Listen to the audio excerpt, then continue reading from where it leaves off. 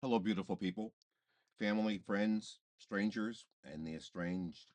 So, welcome to another broadcast production of Boom Boom VVV. I'm Boom Boom, and this is VVV. So, at the beginning of this year, I made a prognostication. Yeah, prognostication. And I made the statement that this year would be the year where the improbable was the possible and the impossible was the probable. Yes.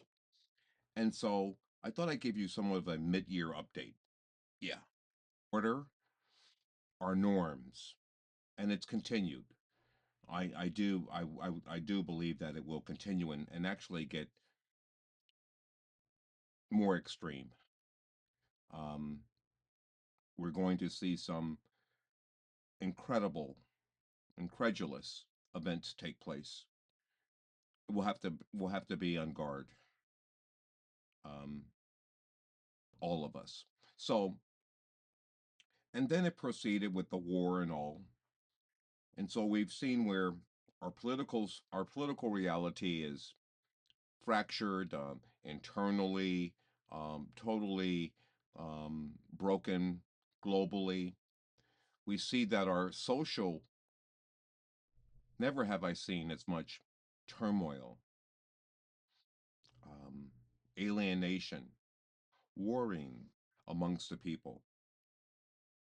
And then financially. Hmm. Oh, financially. Speaking of financially, um, are you familiar with $6 Million Man? It was a series back in the early 70s, I believe. It followed Charlie's Angels. Yeah. And we were all fascinated with the idea that a person could make $6 million like in a year, or anyone was worth $6 million. I think it was like a decade later where um, Magic Johnson was making or offered a contract where he made $1 million a year, and we were all like, just blown away. $1 million? Wow. I mean, a number of people were making that kind of money, but it was few and far between. So anyway, we're going to have a party this Friday, and I want to invite you. This party, we're going to celebrate, anoint, consecrate, acknowledge, exalt a man who's destined to make $1 trillion. Yep, $1 trillion. And you know what? Mm, Shockingly, he's an African American. Brilliant mind, brilliant man, following in the legacy of Tesla, hint hint, um, Edison, those scientists, Einstein. He's got that kind of mind. He is a little whack though. He's got some personal demons, I should say. Yeah, I'll say that. But I'll take nothing away from his scientific mind. He's a genius, no doubt about that. Well, he is set to, like I said, um, become our first $1 trillion man this Friday, and we're going to have a party, and you're all invited. So he's going to be IPOing. He's going to issue an IPO of SpaceX. Ah, prospectus the prospectus reads like a sci-fi movie. I mean, he talks about going to Mars, colonizing Mars. He talks about mining asteroids. Oh, he talks about putting data centers in space. We're all freaked out by data centers. And side note, what a it's captured the imagination of Wall Street and the money boys. And it's really harming our society in ways that no one seems to care about, in ways that are permanently damaging. Um, our water reservoirs, um, the sound from the data centers, and they're just expropriating land by eminent domain, um, and placing these gigantic facilities across the nation. I believe they have one facility that's like reportedly 3 times the size of Manhattan. Um, and the projections are that we will need to build this out.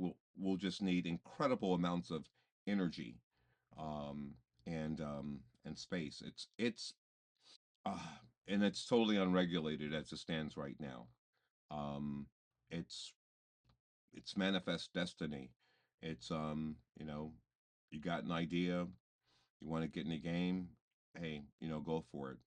A lot of it is sponsored by Arab money, which, by the way, is becoming a problem because the Arabs are now saying. I think it was the UAE prime minister who made a comment, or a direct comment to Trump the other day. He said, "Hey, hey, dude, um, you got to end this.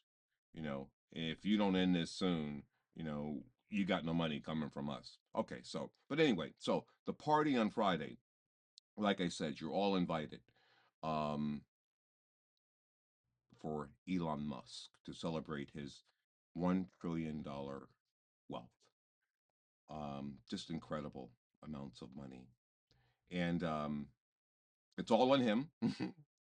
And he's also made some special arrangements in the regulatory system to make sure that you all can get involved, that everyone can get some interest, can get a piece of the pie. Just show up and bring your money.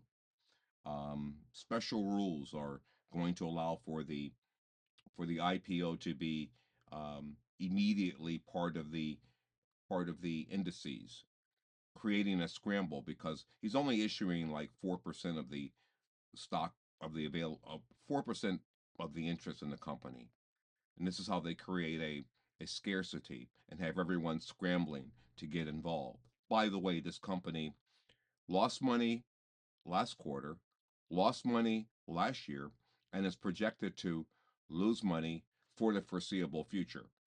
Um, it amazes me how we're fascinated by Musk. Again, I take nothing away from his mind, but the man has never really been right about any of his projections business wise.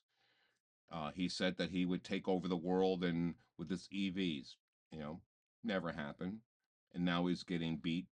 He doesn't. I don't think he really cares much about Tesla anymore. He's repositioning it for it to be a robot company. He said that we would have driverless cars throughout the nation, and that should have happened. I think by 2022. That projection. Um, you see where we are. I think he has some satellite, cities in Texas, Austin, primarily, and a couple of other expansions, but in no way is it national. There is no way is there a national rollout. Um, Whenever he would project what his production numbers would be for Tesla and what his profitability would be, he never achieved the numbers. It was a steady erosion from 1 million to 800 to 700, and now I think he's down to 200,000 units a year.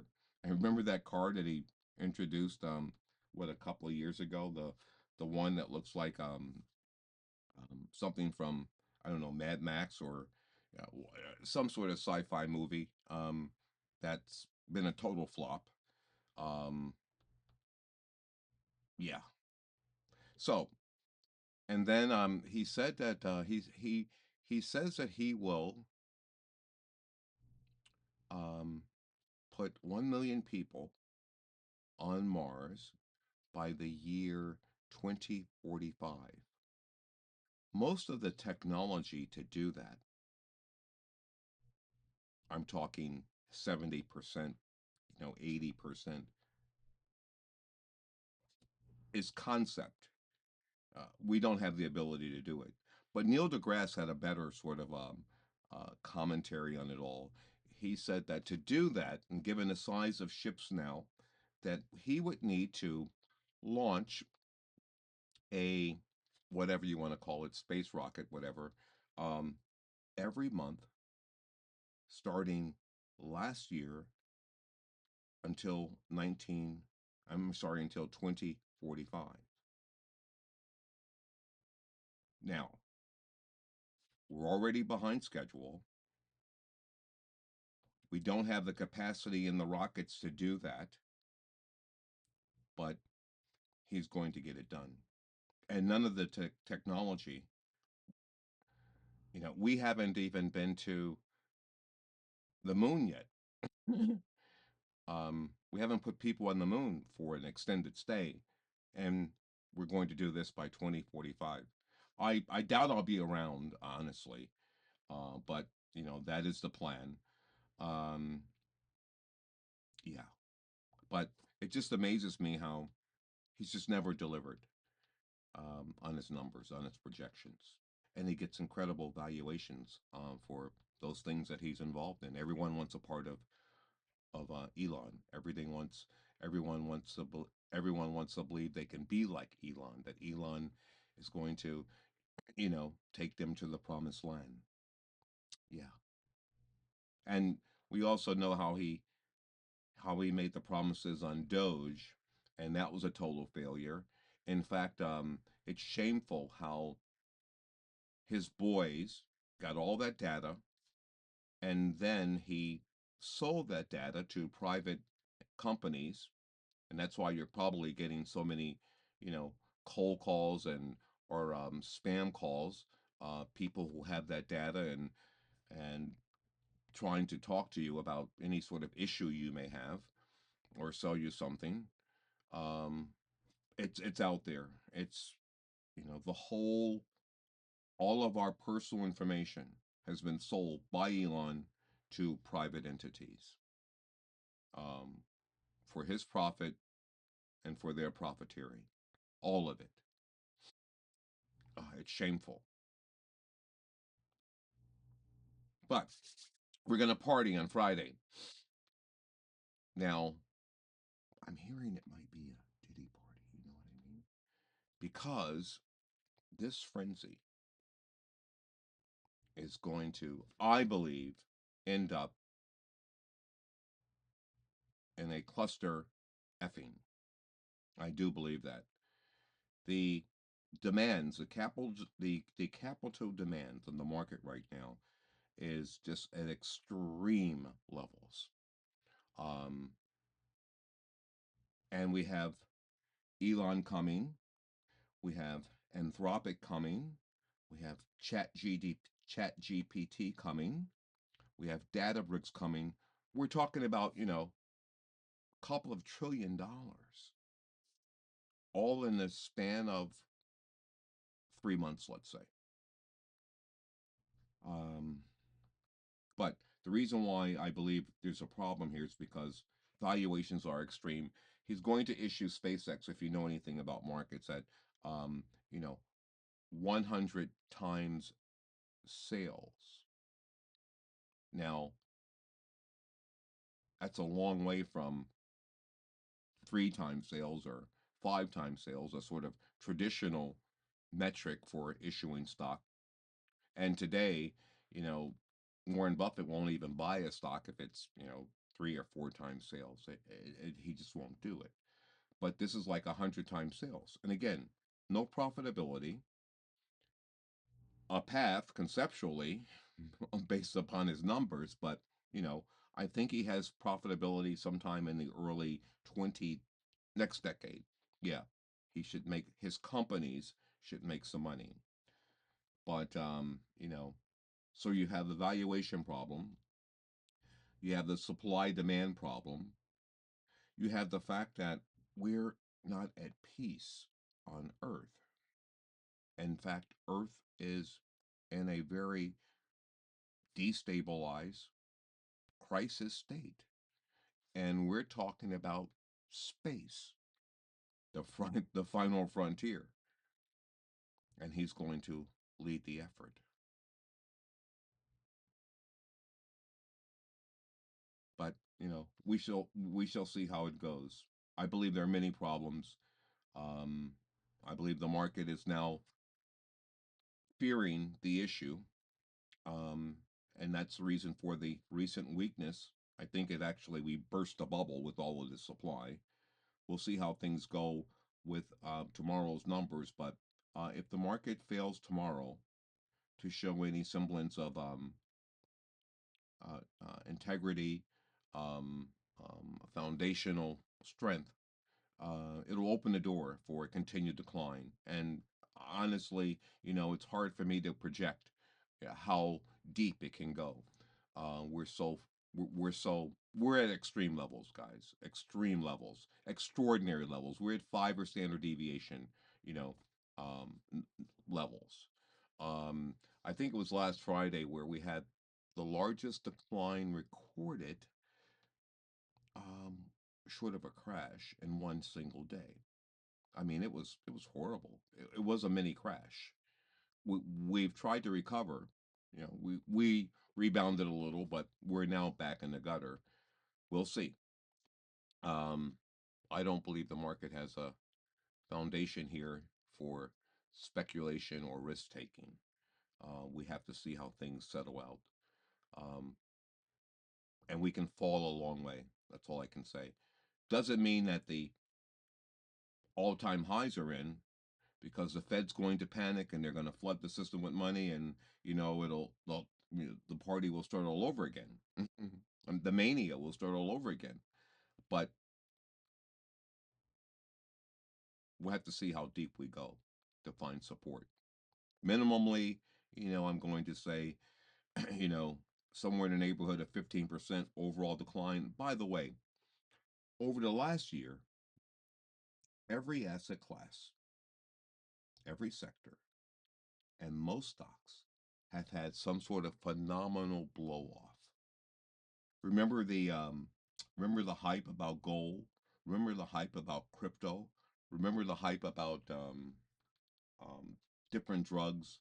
Every sector, banks, Goldman Sachs, have all traded at extraordinary valuations. They use the term now. It's re something or other. Re. Ooh, I forget the word. Ah, but yeah, we're explaining in a way that